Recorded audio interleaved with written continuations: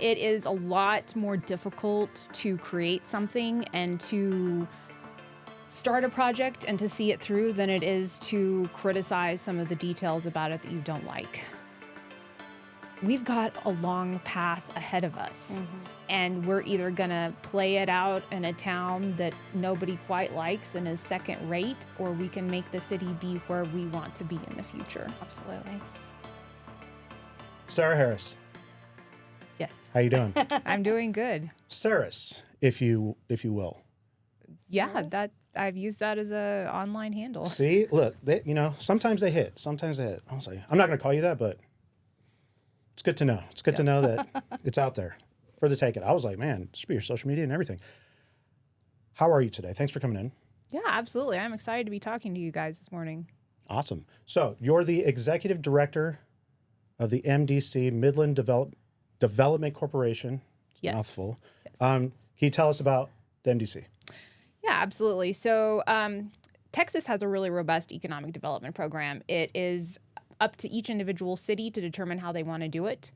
And that's within the strictures the state kind of set. So in 2002, Midland voters approved the structure and the funding for the Midland Development Corporation. We're funded by 1/4% of the sales tax that's collected within Midland city limits. And those funds are dedicated to strengthening and diversifying Midland's economy.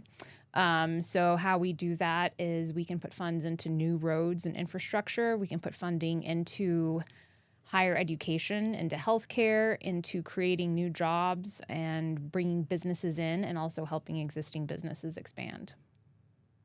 Wow. That's a lot. Yes. What's the size? How many employees are there? I'm curious. There are 3 employees that are paid, and then we have a 7-member volunteer board. That volunteer board is appointed by the City Council of Midland, and the City Council approves all of our agreements after the Midland Development Corporation board approves them. Wow. Yeah, that's very lean company there. That's great. Holy moly, I figured there was like 50 people at least. No, we get a lot done with a few people, and the board is fantastic. So the MDC board, they're all volunteers. They get paid nothing. So, my board chair, when I call him at 9 p.m., he doesn't get paid overtime.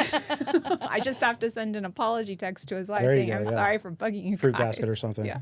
Well, that's nice. So I was looking on the website. So MDC is it all part of or all connected to the city, the Chamber of Commerce, the tourism board? Is it all, it's official? This is official government facility? Development corporations are quasi-governmental in Texas, so they're overseen by elected officials, but we're an independent corporation. Okay. So we are not linked in terms of HR or management or any kind of administrative forms to the chamber or the city. Okay. And on the website, I was taking a look. Again, when we first met, just a little background, you were hosting a seminar, and it was about incentives and tax things for small businesses. And I was like, oh, this sounds right up my alley.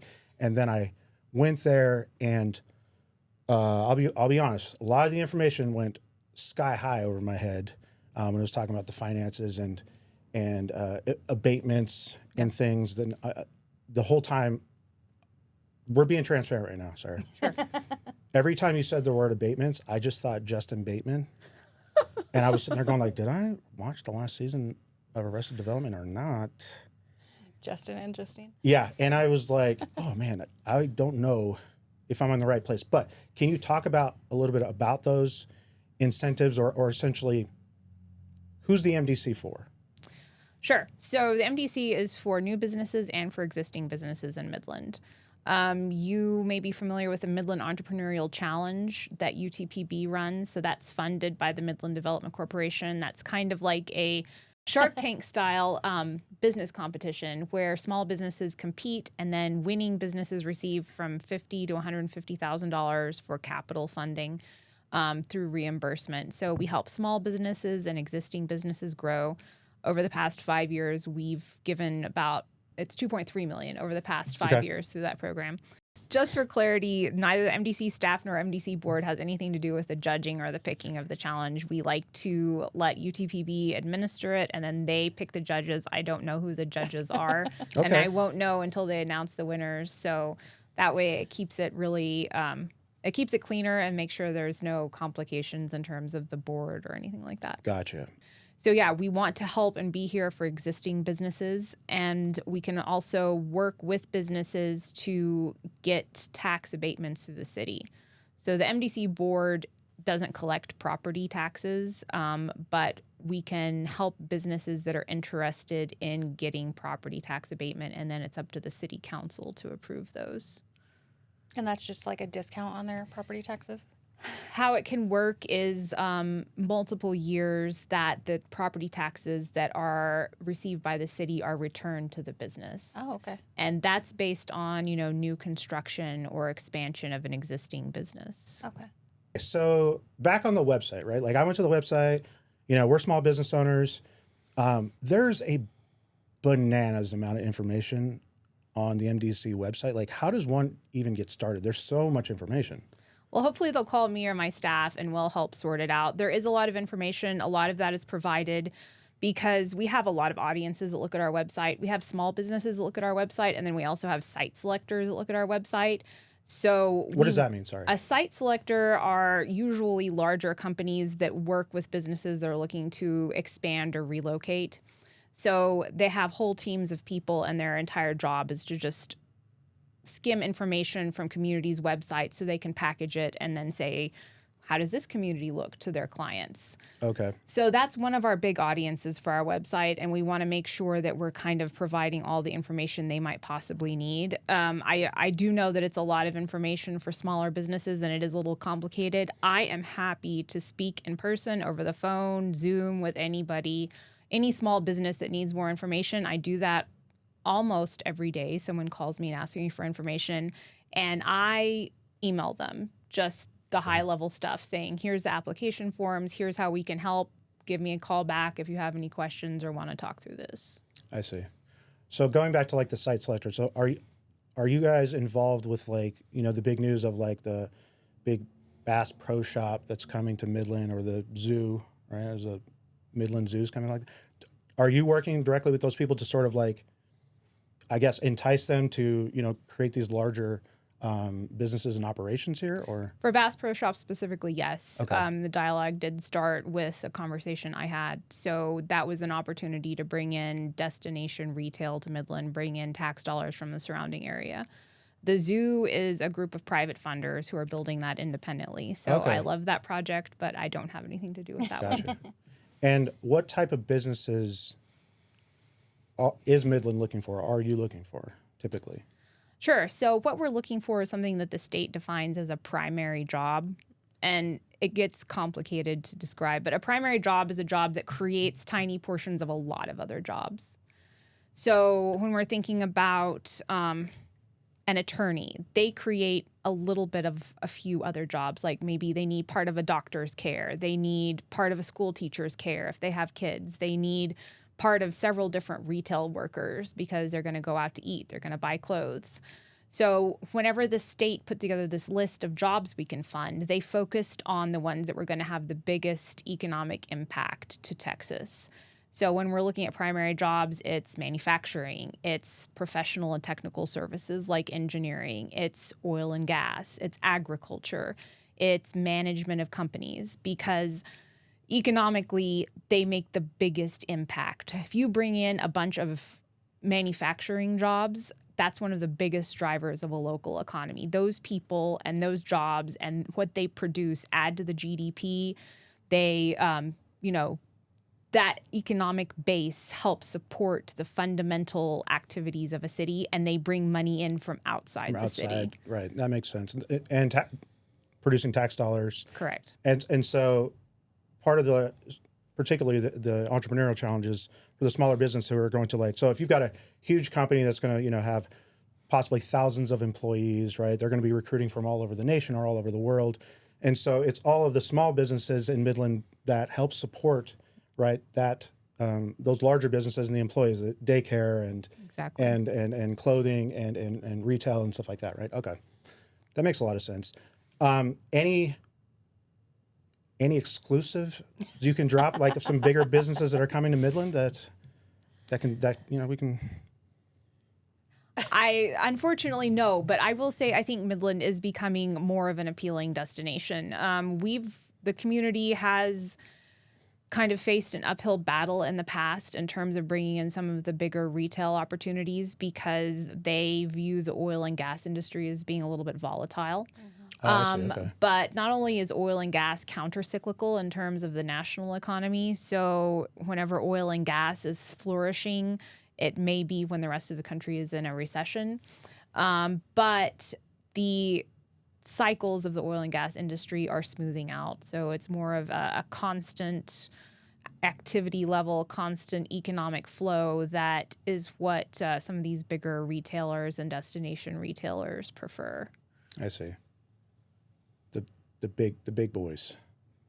We always hear, like, obviously in different social media circles and things like that, like the IKEAs of the world, like, right, major, huge operations. And I mean, I'm from Vegas. They just got an IKEA like 4 years ago. So, what's up with IKEA? By the way, this episode is sponsored by IKEA. Get all your meatballs whenever you want. That's kidding. It's going to get cut out. But are there...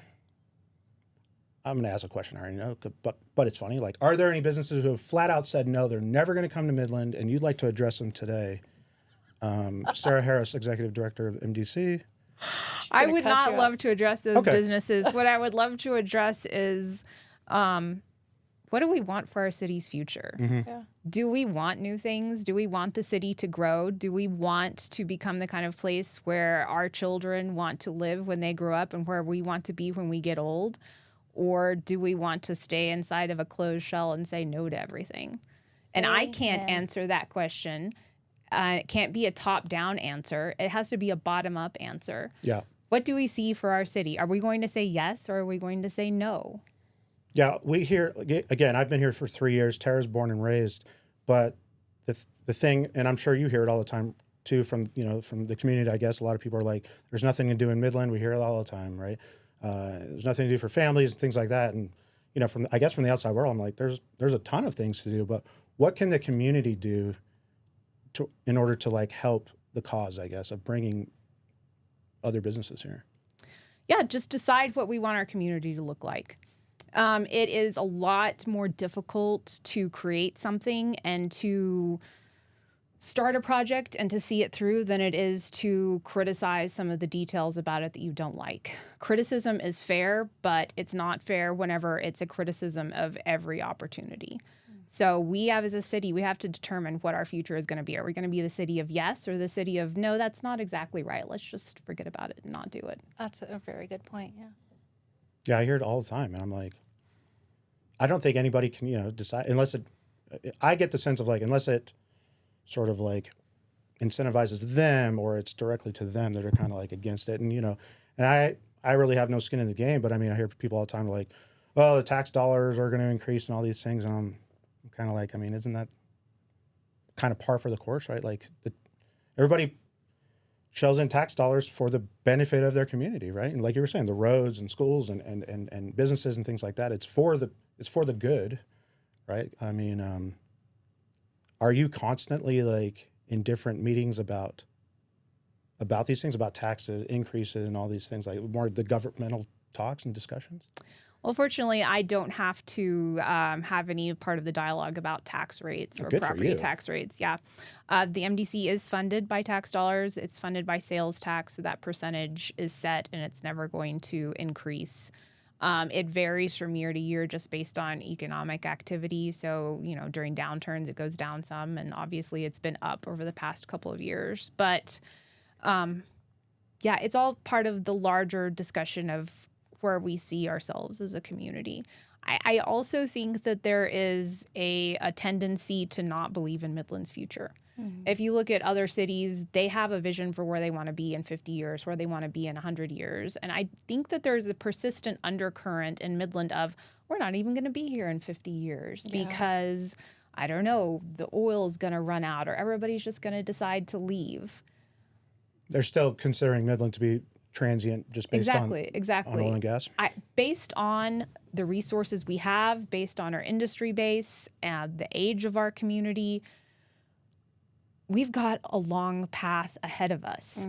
And we're either going to play it out in a town that nobody quite likes and is second rate, or we can make the city be where we want to be in the future. Absolutely. Yeah, I think a lot of people are scared from, like, you know, when there was like the bust in the 80s or whatever, and it was like a ghost town and like all the buildings were basically empty, but it came back up. But like you were saying earlier, it's more smooth now. Yeah, and that was traumatic. I think it was a profound generational trauma for Midland, both economically and psychologically. And we have to figure our way forward because we're here. The city's larger than it's ever been. The city has experienced persistent, steady population growth since then. We have to make the choices that will position us well for the future and not just let it happen to us. Yep, I agree. The 80s, I mean, what's the median age here? Isn't it like early 30s? The median age, and that's different from average. Sure. That means median is most common is 32. And Midland They weren't even born in the 80s. I know. Midland has gotten younger with each census. Midland is got younger from 2010 to 2000, and Midland got younger from 2020 from 2010. So that's not all people who were, born here. That's people who are moving in. It's young people who find good opportunity and good jobs here, and they expect something out of a community. There are 12,000 people in the Midland area right now, age 4 and younger. They're not in the school system yet. Wow. They're infants, they're babies, they're toddlers, 12,000 of them. I mean, what are we going to do? There's not enough daycare seats for them. Wow. And that's a lot. It's an opportunity, though, because they're infants now, but in 15, 20 years, they're going to be the workforce. They're going to be the people who are driving this city. So what choices are we going to make that's going to empower them to still be here and to be able to thrive? Yeah. So what can the average Joe like Terra and I do in terms of like getting the word out or going to, I see you guys have like board meetings on the website. You have the meeting minutes. I was like, man, this is like C-SPAN type of stuff. But like, what can the average person or the person in the community do to sort of like make a difference? Yeah, absolutely. Well, I don't think you guys are the average people. You're pretty involved. You're, I would say, as savvy as they come. But for the Midlander, I would say you need to be informed about what's happening in your community. You need to vote. You have a disproportionate say in what happens in this community. Your vote matters. What you say matters. Find out who your elected officials are. Find out who your city council member is. Find out who your county commissioner is. And find out who your school board member is, because they make big, important decisions with tens of millions of dollars that is going to affect your future and your children's future. I love to vote. Like, I think people take it for granted that they can go and do that. Like, especially here, like voting is so easy. Like, it's never crazy long lines. And I get the feeling on a federal level, voting can seem a little bit abstract. Like, I have one vote out of millions, and then the electoral college, and what does it really mean? On a local level, 10 to 15 votes can decide a bond election or a county commissioner seat. So your pressing a button has a huge impact. Absolutely. What were you doing before you were at MDC? I owned and ran a couple businesses with my dad. We owned an online business. We imported seed from UK and Italy and garden tools and sold them online. Oh, cool. Yeah. Oh, nursery, right? We had a nursery too, Nice. And then kind of an e-commerce business also. It was called e-commerce back then, 'cause it was a little while ago. I've heard of that. I've heard of e-commerce. Okay, now it makes sense that you talked about our plants. Yeah. When you came in, and we feel bad that they're fake, but No, we do apologize for that. Please, I love the fake plants because they add a nice environment, and real ones, there's not enough light for them to live. There's zero light in here except for artificial. Yeah. Okay, so going back, I did notice, because we're in the midst of looking. You can look up commercial property on your website as well. Yes, that's right. We that's a service that we integrate and have on our website. So it's just pulls from the MLS listings for commercial real estate. It's a service for community members, site selectors, just see what's available in the market in Midland. Okay. But I can call you. Yeah, absolutely. Please feel free to call me, Nice. and then I will connect you with, a commercial realtor or show you what resources that are available, anything like that. Happy to help. Okay, great. Yeah, because we're downtown, as you know, but I'm always walking around looking at these buildings, going like, oh, I sure would be nice, and then I see different city official papers on the doors saying that like, is it going to be torn down or not? Like, are you involved in this whole like downtown diversification and project? Yes. The MDC board just authorized the chairman to negotiate and execute a contract for a new downtown master plan. The last master plan for downtown was completed in 2007. And the really cool thing about that plan is if you look at it, almost everything they wanted to do got done. Awesome. So one of the objectives was to either rehabilitate or bring down some of those vacant buildings that had been vacant since the 80s and 90s. Mm-hmm. So we've got one remaining vacant or unrehabilitated building downtown. They wanted to build a new convention center. That's done. They wanted to build a park or event center at the heart of downtown. That's done. Check. So basically that plan led to some really exciting things and came to fruition. So now it's time to take the next steps forward with a new plan. Can you talk about the new plan at all?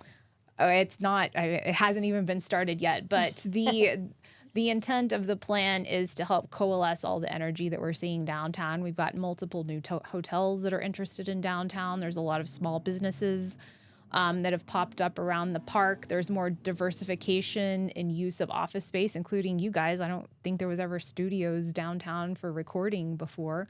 So how can we have a big picture look at everything that's happening and help it and make sure that how the city and all the government entities interact is assisting that and not hampering it? Being from Vegas, can I offer any possible? Please say a sphere. That would be so cool. Sphere, Let's number just one. put a sphere Love in that thing. block. Number one, we need a sphere. 2, a big old pyramid. 3, a Statue of Liberty. I can just go down the whole strip. Turns out Vegas makes a lot of money with that stuff. But that's the gambling. You know what? Oil and gas is a gamble. You're right. You're right. We have a very high risk appetite here in Midland. That's right. Okay, is there? You can't talk about the plan. The plan is just obviously it's still formulating. Is there anything you would like to see out of downtown moving forward? Yeah, I mean, I would like to see obviously the block that the MDC and the city owns that's currently empty. I would like to see something new built there, and I believe that's coming. And I would like to see some of our properties that aren't fully utilized be redeveloped. There's a lot of different tools to redevelop, and even though interest rates are a little higher now and it's a little bit harder to get debt, there's still extremely robust mechanisms at the state and federal level that can be utilized for some of these properties that are vacant or under-inhabited that would add a lot to downtown. I would love to see multifamily downtown. That's really how you support retail and restaurants long-term is by people living there. I'd love to see a little bodega downtown. 100%. I literally just said that the other day. I was like, this is what it needs. Like, I love that, like, Main Street. I think there's, like, just some cool opportunity there. But I'm like, I would love to run, like, a little bodega and just have, like, fresh fruits and vegetables. Yep. Have a bodega cat, and Erica Mann would take care of it, I'm sure. Take him in.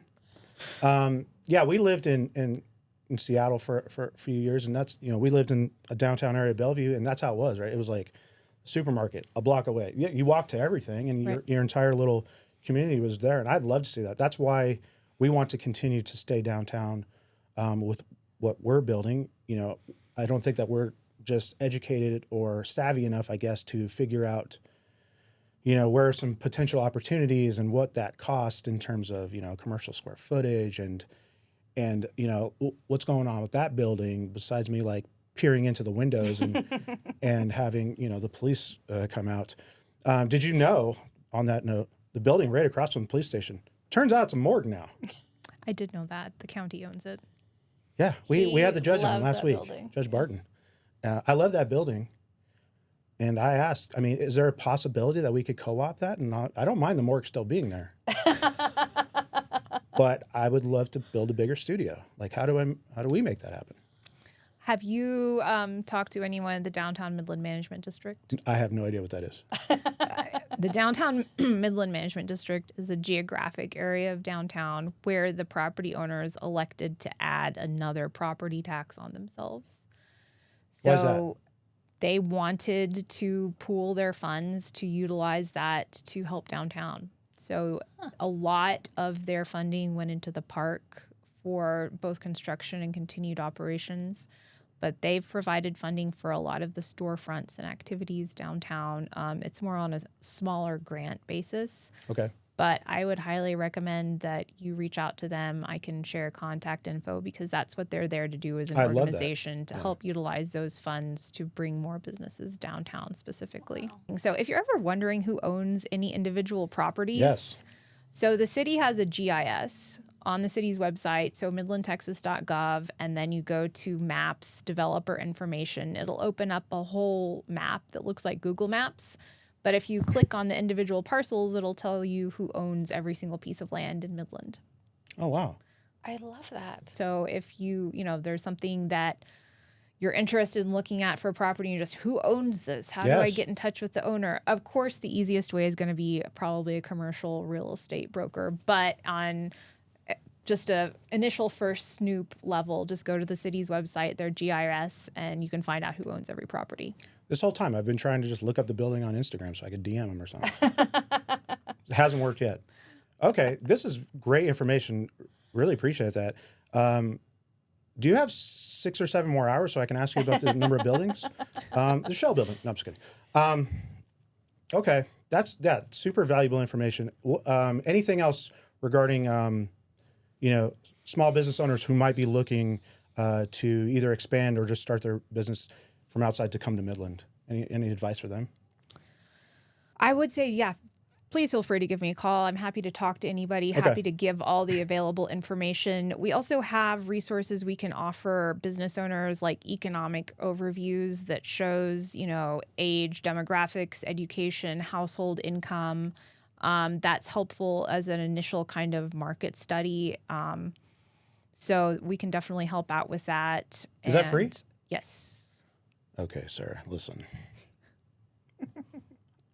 Why didn't we have you on this podcast 18 months ago? This is fantastic. Thank you so much. Yeah, We're blowing our minds absolutely. right now. So yeah, just please give me a call. I can help you out, or I can ask my staff, Sammy and Gabby, to help me help you out, and we'll all help you out together. But yes, just give me a call and we can connect you with the right people. Also, the chamber is a fantastic resource for being connected with a business community, networking with other business owners, making connections. And then I absolutely have to mention Founders Blend, which you guys are an integral part of. That has been so exciting to see that grow in Midland over the past year. It's a monthly gathering of entrepreneurs and small business owners. 2 of them share their story about their challenges, successes, and then there's networking opportunities afterward. We usually have a good attendance from, some local funders and the banking community. But Ryan specifically has made that look amazing during the whole process. Oh, so that thank would you. not be an iota as successful if not for y'all's contribution. It's a team effort. And yes, Founders Blend is fantastic. Every time I go, I learn a lot because, again, we're small business owners trying to learn from other small business owners, especially ultra successful ones. And so, check it out once a month, foundersblend.com, Founders Blend Midland. We'll add all the links below. Anything else? I know you got a busy day. Well, something I'd like to touch on, if I may, Please. is just what we do with workforce and education. So UTPB and Midland College are huge partners in everything that we do. Whenever businesses talk to us, they say, where am I going to get my workforce? Who's going to work for me? And the answer that we like to present is, well, we're going to train the people who already live here to work for you. So for Midland College specifically, our most recent project with them is to expand their transportation training program. We worked with them once before in 2018 to help them double the size of that program, the number of CDL licensed drivers that were produced every year. And we're working with them again to do that, to buy some more equipment, another semi truck to train on, so that we can help them increase the number of licensed drivers. And they have a really good program. I don't know about you guys. Sometimes I'm a little bit scared driving on the interstate. Yeah. I would not be scared driving with the drivers that their program trains. They do a fantastic job of turning out really skilled drivers who are going to make a great living, help the oil and gas industry, help the transportation industry. So we were really happy for that opportunity. Some of those dollars, $150,000, are going to come from the MDC for that. And then the state's going to match, which is great, through their high demand jobs training program. So that money is going to go to Midland College and help them expand that program again, just provide more quality jobs to Midlanders and help out our industry. You were trying to convince your son to move to Midland, to go to Midland College, trying to entice him. I mean, like CDL drivers, like they make good money. They do make good money. And I always see like people looking for drivers. Yes, and a lot of the companies will even pay for the training, paid to go through Midland College's program, and then help you get out with a job. So, wow, it's a great program. It's got the Sarah's seal of approval. I'll put that on the little. Well, Midland College is a massive resource for our community. You can't have a successful economic base without workforce training programs. Yeah. And then UTPB is fantastic also. I mean, how many communities can you say you can stay in this community and get a college degree for free and then go right into a great career? Yeah. Yep. Hear that? One thing that I do regarding workforce from numerous business owners regarding staffing is how hard it is to staff, especially like on the weekends, because I guess like people say a lot of business owners are like, well, everybody in Midland leaves on the weekends to go, somewhere else, to go to Dallas and Austin, things like that. So, I mean, what do you say to that? Like, is staffing like that? I don't want to use the word epidemic, but I mean, like, is it it sounds like it's a pretty large issue. So nationwide, we're at pretty low unemployment. Okay. The technical full unemployment definition is 4%. That's what economists have decided is the level that means full unemployment. So Midland's unemployment right now is 2.5%. So that means we've got technically a lot of people working who don't want to work. Yeah. But the wages are so good they can't say no. So it's a huge blessing, meaning that people are gainfully employed, they're making good money, but it's also a challenge because, yes, it is a problem to staff, and the oil and gas industry pays really competitive wages, so they tend to be the employer of choice for a lot of industries, and that can make it harder for specifically retail and restaurants. I see. A lot of workers get pulled away to go work in the energy sector. Exactly, but not everyone wants to work in the energy sector. I don't know a thing about it. And to your point about everyone leaving on the weekend, that is an issue. And there is definitely significant retail leakage, people leaving Midland to go spend money elsewhere because we don't have those stores. So that's part of the motivation for wanting to bring in retailers like Bass Pro Shops and being excited about the zoo, to keep people here, to give them something to do so they don't leave and spend money elsewhere. Like, we're in the marketing and creative industry, which, I don't know that, that's on the top list of, Midland, Texas, in terms of like, I think it's oil and gas, and then there's a gap.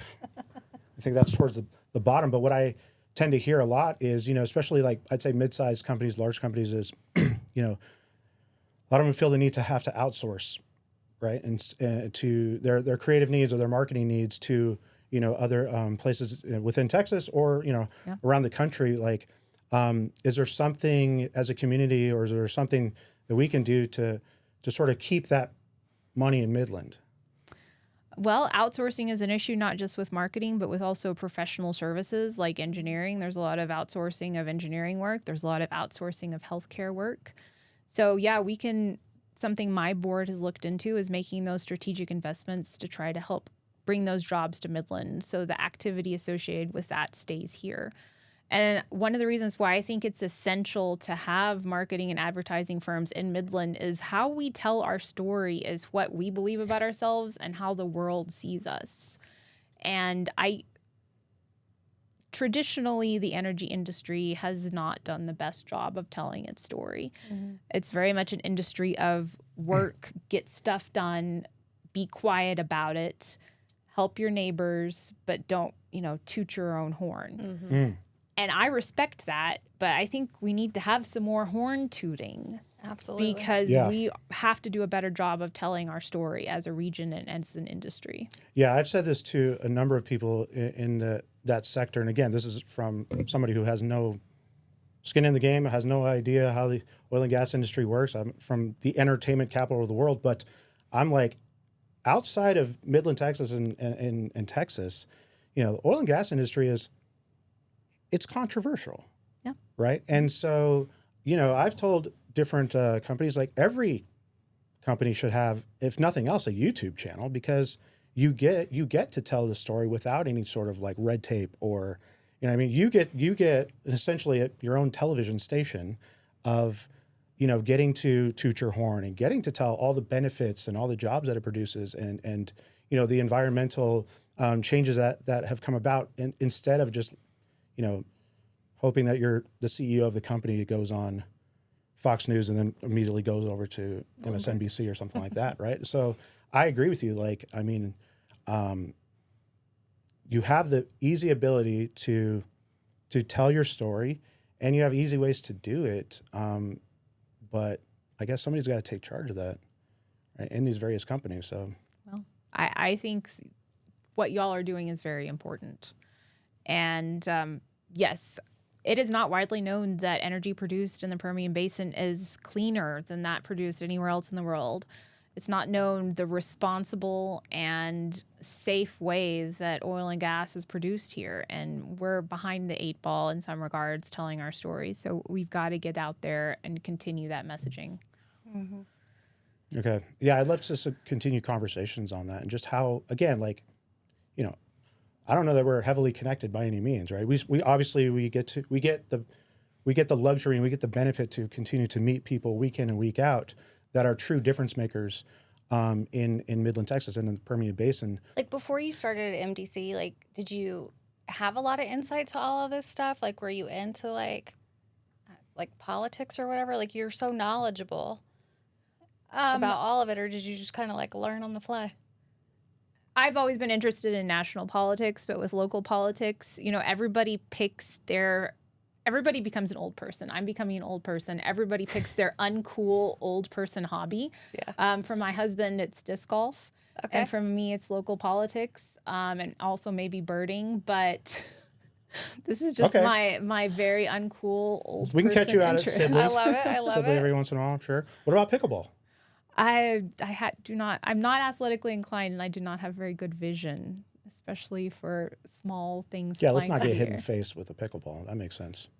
But I love that there's pickleball courts here and everything. We haven't, full disclosure, we haven't played. But we keep talking about it. We talk about playing, but we like that. I mean, again, I've been here for 3 years, right? And Terra's come back after, 20 years. And hearing from her, like, how much Midland has changed, again, I was like, this place is fantastic, right? I mean, great people. People always say, like, the people are nice, welcoming, nice. So immediately from week one, and came here in 2020. We all know what happened then. But from week one, I was like, this place is awesome, right? I was like, there's all these entrepreneurs they're starting up. We had the micro market and all. I've never been to a place where there's 3 to 4 outdoor markets every single weekend with so many entrepreneurs and solopreneurs just trying to build their dream, right? And I look at it like, I can't wait to see. That's why I'm so excited about the downtown project and things like that, because we're in it for the long haul, right? We want to. There's not a place that we've decided that we want to leave, and so anytime that we can find out about new things that are coming up or any way that we can help, we'd love to be more involved, I guess. Absolutely. Yeah, I've got a lot of ideas of people who y'all should talk to. So after you cut the cameras rolling, I'll They actually haven't been on this whole time. I apologize for that. That's fine. So, well, sorry. Listen, if there's anything else, like, if there's not anything else, sorry, I'll wrap this up with you. But again, if there's something else that Midland needs to know, let's jump into it. Do you want to go into aerospace? Oh, The space, yeah. Okay. Let me, because yeah, that was one thing that I was like baffled by. So I visited Midland for the first time in 2018, and this is a good story. I was picked up by her father at the airport, and I'm on the escalator, and I get a text from him, and he's like, "Ryan, I'll be outside in a white pickup," and I go, "Okay." And I get downstairs, I grab my bag, I walk outside, and I go, "Sir, they're all white pickups out here. What is this about? Is a cable company convention here or something?" And so he comes out, and we hop in the truck, and he goes, "Welcome to the Permian Basin. Have you been here before?" And I go, "I visited Houston once. Does that count?" And he goes, No. "It does not." And right then I was like, this is going to be an awkward drive to Garden City. Anyway. space. Yes. So we passed by the airport, and I said, "Does that say, what is that, Space Center?" Aerospace or space terminal? Air and spaceport. Yeah, Air and Spaceport. And so I was blown away from that. So yes, let's talk about Midland having a Air and Spaceport. What does that mean? Yes. It is a long story, and all of the credit, let me just start out with, goes to leaders in the past who had a really significant vision for Midland. So one of the MDC's goals is diversification for the Midland economy. And obviously oil and gas is the heart of the economy and will be for the foreseeable future. But there is an interest in bringing in other industries that are complementary, both for people who don't want to work in the energy industry and to soften perhaps the expansions and contractions in the energy industry. So there were a lot of discussions, and I wasn't in Midland at the time. I wasn't involved, but there was some wise leadership in the past, and this was about 10 to 15 years ago, looking at possibilities for Midland. And a possibility that was seen and pursued was aerospace. So Midland does have an FAA licensed spaceport. That means it is a public location where companies can launch. And those are the runways at MAF are the designated launch areas. So this is not vertical launch where, the big rockets going up. Exactly, over Cape Canaveral or out of Houston. It's horizontal launch. So space vehicles can take off from the runways at MAF and then enter orbital launch from there. That's cool. So that license was obtained in 2014. And there's only 2 FAA licensed spaceports in Texas, Houston and Midland. We hear a lot about SpaceX and Blue Origin in Boca Chica and Van Horn, respectively. Those are not FAA licensed spaceports. Those are private launch sites because only SpaceX can use Boca Chica and only Blue Origin can use Van Horn. Oh, Elon. So Midland has one of the only 2 spaceports in Texas. And why? The answer is there is a lot of attributes about Midland that make it appealing for the aerospace industry. It's centrally located. So White Sands and that open airspace is directly to the west. And then we've got Houston, of course, and the Van Horn launch site, Spaceport, Oklahoma to the north. They have an exceptionally long runway. Please don't quote me on its length because I'm not going to be able to tell you. But it's one of the longest runways in the world. Strata launches, plane takes off there. But so we've got open airspace. It's not congested with launches and a ton of commercial activity like California and Florida and the other coastal spaces are. And just in terms of national security, we can't have all of the spaceports clustered on the coast because worst case scenario, you have to have a diversified base for launch and space access. So that's another driving factor for additional spaceports. Interesting. We do have 3 active aerospace companies here in Midland. AST Space Mobile is out at the airport. They manufacture solar panels and satellites here in Midland. They launched their first satellite last fall. It wasn't launched from here, but it was built here, so that's pretty cool. Nice. Satellite built in Midland in orbit. Kepler Aerospace has technologies focused on launch from conventional aircraft. And then Firehawk Aerospace develops hybrid rocket engines, and they have a rocket engine test stand right outside Midland city limits where they test their rocket engines that can be used for aerospace and defense purposes. That's really cool. There's literally rocket scientists here. Yes. I had no idea. Yeah. Has anybody, I mean, in terms of taking off and landing, how frequent is that? We haven't had a launch from Midland yet. So that's one of my goals, but we have not had that happen yet. Okay. So MDC would like to see more aerospace companies. Could NASA come here? I mean, hypothetically, they could have some sort of presence here in terms of research or testing or something of that nature. And we've already had some NASA activities at the atmospheric chambers that are at the spaceport. They're in Kepler Aerospace's facility. There are acrylic atmospheric chambers so they can mimic the conditions of space through vacuum tanks. So NASA has performed some experiments in those. That sounds awesome and terrifying. Wow. But this is not like open to the public, obviously. We can't go there and like. It's not float. open to the public, but I could finagle you a visit. Yes. Terra, astronauts, ready? And Yeah, that was not good. you really have to have a suit on if you're going to go in there for the. Like the white suit? Yes, the chambers were designed to test spacesuits. Yeah. Okay, so what I'm hearing is there's a chance that we could be astronauts on the ground, but I mean, like, we could have a whole astronaut suit.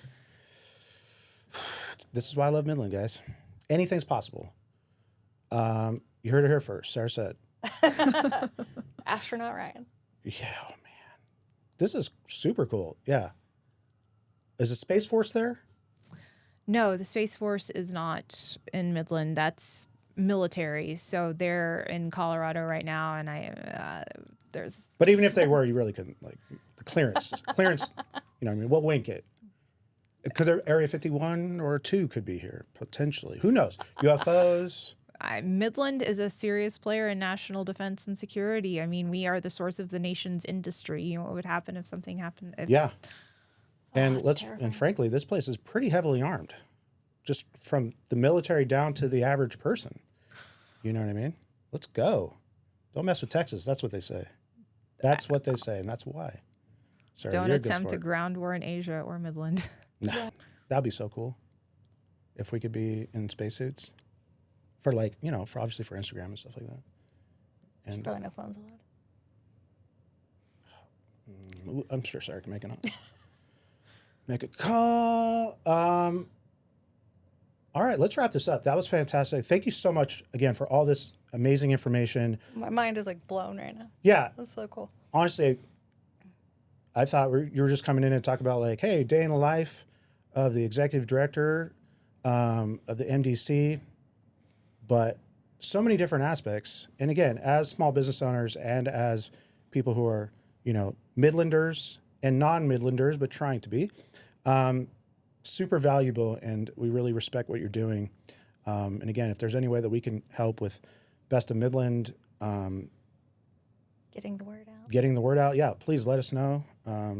Absolutely. Love to connect with old Visit Midland across the street here. Again, we're in the mode of we want to shine a light on Midland, and you know, we want to show everybody around the world that, like, this is a great place to come, start a business, raise a family. And again, we thank you for being here. Absolutely. This was great. Thank you so much. All right, we're going to cut, and we'll see you on the next one.